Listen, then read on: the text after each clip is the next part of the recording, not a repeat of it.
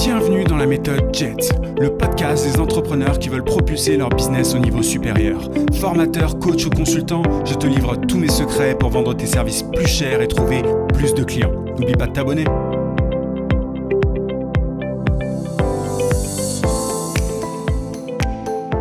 Salut, c'est Yann, j'espère que tu vas bien. Alors aujourd'hui, je vais t'expliquer comment ne pas te faire manger par tes clients. Alors ça peut sembler un petit peu étonnant, dit comme ça, qu'est-ce que ça veut dire ne pas se faire manger?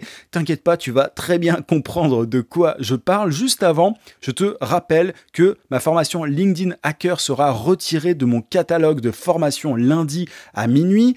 Tu as le lien en description pour en profiter avant. Tu as une grosse promotion jusqu'à lundi minuit. Après, ce sera terminé. Tu ne pourras juste plus du tout en profiter. La formation se disparaîtra tout simplement du catalogue. C'est une formation qui t'aide à générer un maximum de contrats sur LinkedIn. C'est mon best-seller, c'est la formation que j'ai le plus vendue, mais en général, je fais tourner les formations de mon catalogue parce que sinon, il y en a beaucoup trop et les gens se perdent. Donc, il est temps pour cette formation de prendre sa retraite. Donc, tu as le lien en description si tu veux en profiter avant qu'elle ne soit retirée de la vente. Évidemment, si tu la prends avant, tu pourras la voir autant de temps que tu veux. Enfin, tu vois, elle est disponible à vie pour tous ceux qui en profitent. Donc, tu as le lien en description. Dépêche-toi. Je ne fais pas d'exception. On me demande souvent, est-ce que tu fais des exceptions? Est-ce que, voilà, j'ai pas vu ton email ou j'ai pas vu ton podcast? Est-ce que tu peux me faire une faveur? Je peux pas parce que sinon, je passerai des heures et des heures à traiter chaque cas particulier. Donc, c'est juste impossible. Donc, voilà, tu es prévenu.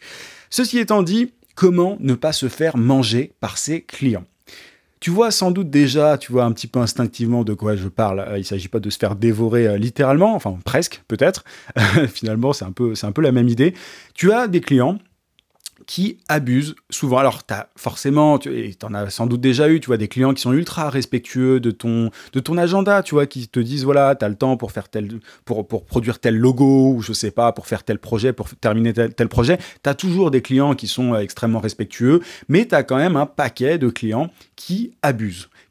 Et si tu acceptes tout, au début, il y a de grandes chances qu'il te dévore, qu'il n'en ait absolument rien à faire de ton mode de vie, de ton agenda, que tu aies d'autres clients à gérer, que tu ne bosses pas le week-end. Et ça, c'est super dangereux. Il faut apprendre à dire non. Alors, cette tolérance en fait que tu dois avoir, elle est différente selon que tu commences ou pas. Si tu es débutant, évidemment, il va falloir serrer un petit peu les dents au début avec certains clients.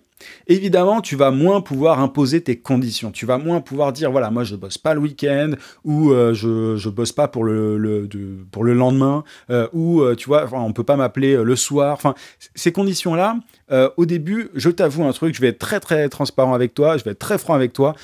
Tu peux pas toujours t'imposer finalement au début. Tu peux pas toujours imposer tes conditions, tu peux pas dicter tes conditions, même si certaines choses te semblent absolument évidentes, tu vois. Peut-être que toi, alors, quand on est freelance, on peut bosser le week-end. Enfin, il n'y a pas de règles, en fait. Les seules règles qui existent sont les règles que tu fixes toi. Mais tu vois, peut-être que toi, dans ta tête, je ne sais pas si tu commences en tant que freelance ou pas, mais peut-être que dans ta tête, là, tu te dis, moi, je ne vais pas bosser le week-end, je ne vais pas bosser le samedi soir, par exemple, tu vois.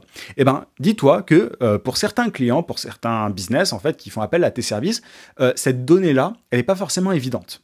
Elle n'est pas forcément évidente pour eux. Parfois, le week-end, c'est un moment durant lequel tu dois travailler, il n'y a pas d'exception. Et parfois, certains clients, justement, font appel à des freelances pour cette raison-là, parce que les freelances, en théorie, peuvent bosser le week-end. Ils ne sont pas salariés, tu vois, il n'y a pas de loi par rapport à ça. Donc, ils se disent, bon, je vais faire appel à un freelance pour bosser le week-end. Il faut, en fait, la clé, c'est de poser des conditions rapidement avec tes clients avant de commencer le travail. Mais ces conditions, elles sont plus ou moins, solides, elles sont plus ou moins dures en fonction de ton degré, en fonction de ton degré d'avancement, si tu veux, dans ton business. En gros, si tu es débutant, tu vas devoir serrer un petit peu les dents et accepter, faire certains sacrifices. Tu vas être obligé, parfois, de bosser le week-end. Moi, ça m'est arrivé, je me rappelle, tu vois, je vais te raconter ça très simplement. Mon tout premier contrat, il me semble, je sais pas si c'était, je crois que c'était le tout premier. J'ai bossé comme un âne, mais vraiment comme un malade, en été, tu vois, alors que j'aurais bien aimé, pour le coup, partir en vacances et tout, mais j'ai bossé pendant, c'était quoi, quand je te dis, c'était une semaine ou une semaine et demie, je sais plus, mais non-stop, c'est-à-dire enfin, je me réveillais à je sais plus, c'était très tôt le matin, 6 heures peut-être, un truc comme ça, je bossais directement, tu vois, j'avais le temps de rien faire, et je terminais à minuit ou un truc comme ça, et ça pendant plusieurs jours d'affilée, c'est-à-dire que je ne faisais que ça, j'avais l'impression au bout d'un moment d'être un robot. Et évidemment, tu vois, sur le moment, ça fait pas rêver, c'est pas très sexy de dire ça, tu vois. Là, clairement, c'est pas en te disant ce genre de choses que je vais faire la promotion du freelancing, de l'entrepreneuriat, tu vois. C'est pas, je te parle pas là du fait de bosser sur la plage un peu quand tu veux, etc. Je te parle pas de revenus passifs. Bref, je ne te parle pas de trucs qui font rêver. Mais c'est important au début d'être conscient de ça, qu'il faut un petit peu serrer les dents au début. Et je savais très bien que si je serrais un petit peu les dents bien plus en fait que les autres au départ, en fait je me disais que si j'encaissais ça au début, j'allais pouvoir commencer à gagner de plus en plus et tu vois, l'idée pour moi c'était de prospecter assez régulièrement. C'est quelque chose que j'ai fait assez vite finalement. J'ai commencé à prospecter en même temps et au final ce qui se passe c'est que tu gagnes de plus en plus, tu serres un peu les dents, mais tu peux au fur et à mesure choisir des clients à qui tu imposes des conditions de plus en plus dures. Quand je dis de plus en plus dures, c'est je bosse pas le week-end par exemple, hein. Ça c'est censé être dur pour certains, pour d'autres c'est une évidence, mais tu vois, tu peux imposer de plus en plus de conditions. Et ça, je pense que c'est quelque chose que tu peux continuer à faire tout au long en fait de ta carrière entre guillemets d'indépendant, enfin de freelance, de consultant. Je pense qu'il est important d'augmenter son exigence au fur et à mesure du temps. C'est-à-dire qu'au début, tu acceptes de bosser le soir, tu acceptes un petit peu. Alors, évidemment, il y a des limites, tu vois, si tu as autre chose à faire à 20h le soir que de prendre des appels clients, il faut le dire, tu vois, il faut vraiment doser. À quel point est-ce que c'est absurde, à quel point est-ce que le client en face est un relou, est un vrai gros relou, et à quel point est-ce que sa demande est légitime, tu vois. Certains appels, parfois, quand tu es vraiment dans l'urgence, qui sont explicables à 20h, enfin, tu vois, des appels à 20h, peuvent être justifiés dans certains cas, mais c'est important de faire attention à ça. Et au fur et à mesure, tu vas simplement avec les prochains clients, imposer de plus en plus de conditions. C'est important pour toi de te faire une espèce de liste de règles, en fait, que tu veux absolument simplement respecter. Voilà, pas de boulot le week-end, je veux pas d'appel client le soir, je veux pas, je veux pas bosser durant l'été, je veux avoir un seul interlocuteur, je veux que mon client me donne tous les éléments, tu vois, si t'es graphiste, tu sais très bien de quoi je parle là, j'ai besoin que le client me donne tous les éléments dès le début avant de commencer à travailler, parce que sinon je peux pas faire mon boulot. Bref, il faut que tu te fasses une liste de conditions, un petit peu soft au début si tu commences, parce que voilà, il va bien falloir bosser un peu plus que les autres pour choper des clients, il va falloir serrer un petit peu les dents, comme je te le disais, et au fur et à mesure, tu vas pouvoir dire, voilà, maintenant, moi, je bosse que, je sais pas, le lundi et le mardi, de telle heure à telle heure. Et en fait, au fur et à mesure de ton expertise, en fait, au fur et à mesure de ton avancée, tu vas pouvoir imposer ton style, si je peux m'exprimer comme ça. Tu vas pouvoir dire, voilà, moi, maintenant, c'est temps et c'est selon ces conditions-là. Et moi, maintenant, c'est quelque chose que je fais assez facilement et j'ai aucune honte par rapport à ça parce que j'ai assez de clients, je gagne assez pour pouvoir imposer ces conditions-là. Et alors, évidemment, il y a des gens qui sont pas contents avec ça, il y en a d'autres qui le sont. Ceux qui ne sont pas contents, c'est pas grave, tu vois. Si tu es arrivé à un stade où tu peux te permettre de refuser des clients, c'est le luxe. Enfin, moi, j'en refuse beaucoup.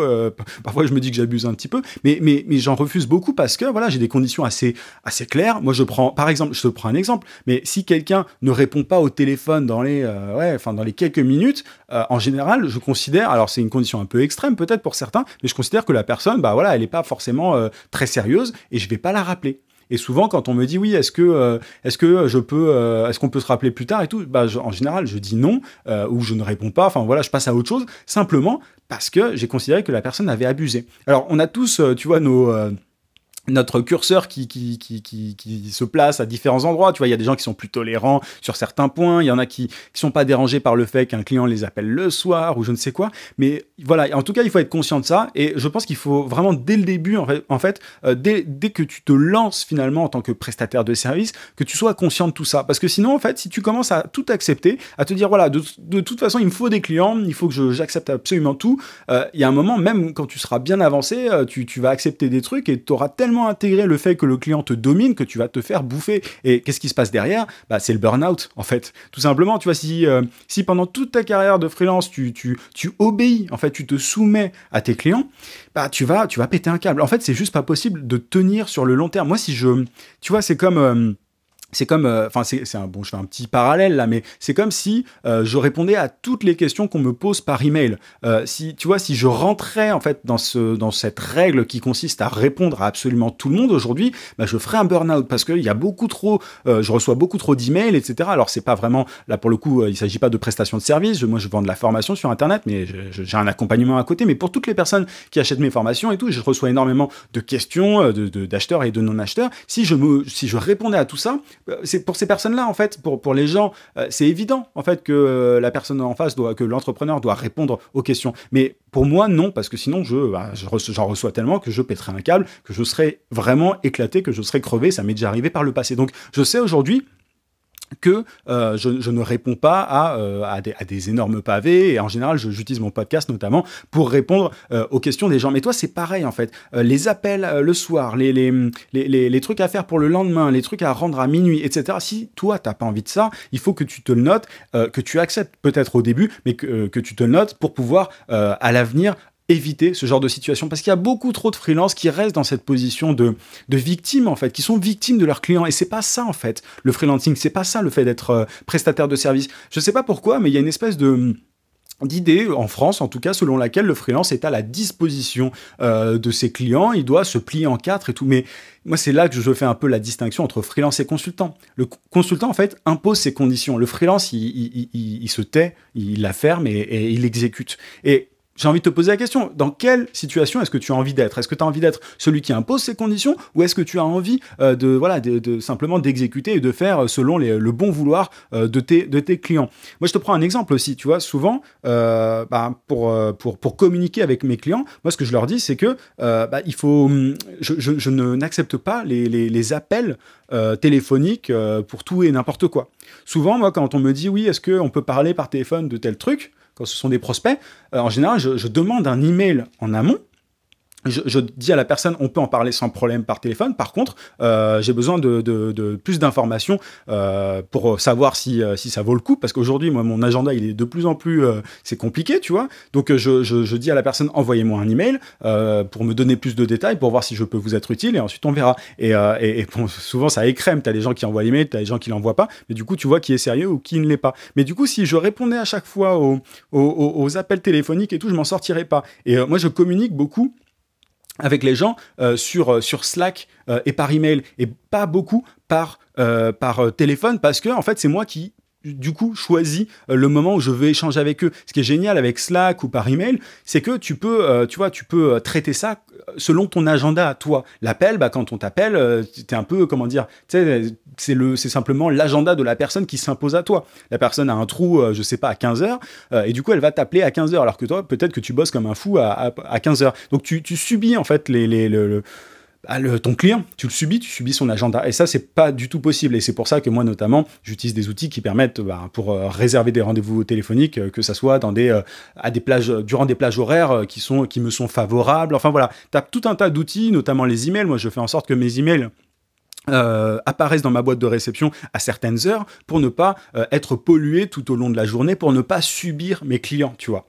Et ça, c'est super important de le comprendre. Il faut que tu t'organises et que il faut apprendre finalement à ne pas être une victime de ses clients. Et ça, il y a tellement de freelances qui l'oublient, qui se disent oui, alors le client est roi, je dois m'adapter, c'est lui qui décide. Oui, peut-être au début, enfin le client est toujours roi, évidemment dans le sens où tu dois lui apporter de la valeur, tu dois l'aider, c'est ton job de l'aider, tu dois aider tes clients, ça, il y a aucun doute là-dessus. Par contre, il y a des limites, tu vois, et en fait, c'est une relation qui est horizontale. Il n'y a pas de verticalité. Il n'y a pas de verticalité à avoir dans ta relation avec tes clients.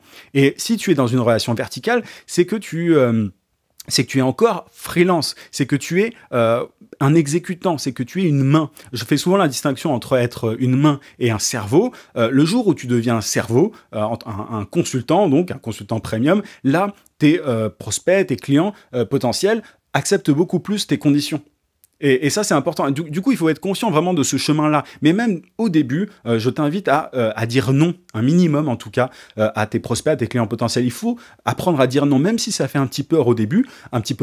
Il faut comprendre que si tu ne le fais pas, même un petit peu au début, tu vas finalement t'habituer à la domination de ton client. Et ça, on est d'accord qu'on veut, tout le monde veut gagner de l'argent, tu as peut-être besoin de clients, tu as peut-être besoin de gagner de l'argent, mais il y a un moment, ta vie, ton lifestyle, ton style de vie est aussi important. Enfin, tu vois, est-ce que ça vaut vraiment le coup de gagner 20 000 euros en se butant, en travaillant matin, midi, soir, week-end et vacances? Enfin, tu vois, je sais pas, franchement, ça dépend des gens. Mais Il faut évidemment encaisser un petit peu au début, serrer les dents, ça c'est évident, et je pense que ceux qui serrent le plus les dents au début sont ceux qui s'en sortent, mais à condition d'être conscient qu'il doit y avoir une évolution. Tu dois pas stagner, tu dois pas rester dans cet état d'esprit-là, ce mindset-là de je dois exécuter, je dois aider mon client à tout prix, à tout moment. Bah, il peut pas, tu vois, tu peux pas le tenir sur le long terme. C'est juste pas possible. Sinon, ça va être un gros burn-out. Tu peux durer comme ça pendant 1 an, 2 ans, le temps de, tu vois, de simplement de progresser, de devenir expert dans ton domaine. Mais à un moment, il faut que tu apprennes à dire de plus en plus non et à imposer tes conditions. Et c'est comme ça que tu arrives à un stade où les gens finalement se battent pour payer tes services, pour profiter de ton expertise et acceptent toutes tes conditions. Tu vois. Alors après, on est dans un pays, si tu es en France en tout cas, on est dans un pays où c'est un peu compliqué, où les prestataires de services ne sont pas forcément vus comme... Enfin, tu vois, il y a toujours une espèce de verticalité. C'est à nous, en fait, de changer ça, d'une certaine façon. C'est à nous d'éduquer un petit peu nos clients en refusant. Tu vois, moi, je pense que ça en choque pas mal parfois quand je dis non et que ça se passe comme ça et pas comme ça. Je pense que ça en choque. Mais moi, je m'en fiche, en fait, parce que tout va très bien pour moi. Et voilà, donc c'est à nous, un petit peu, finalement, de contribuer au changement, tu vois, au niveau des relations clients et entrepreneurs et agences ou consultants et freelance, parce que voilà, il y a eu beaucoup trop de mauvaises habitudes qui ont été prises. À toi de voir, mais moi, je t'invite vraiment à être de plus en plus, à imposer finalement de plus en plus tes conditions. En tout cas, il faut tendre le plus vers ça parce que gagner de l'argent, c'est bien. Avoir une bonne vie, c'est quand même sympa aussi. Enfin, je pense que c'est un peu le but. Si tu cherches à gagner de l'argent, à trouver des clients pour gagner de l'argent, c'est quand même pour améliorer ton style de vie, pour améliorer ton lifestyle. Donc, tu peux pas juste subir pendant toute ta vie d'indépendant. Enfin, je pense que tu seras d'accord avec moi par rapport à ça.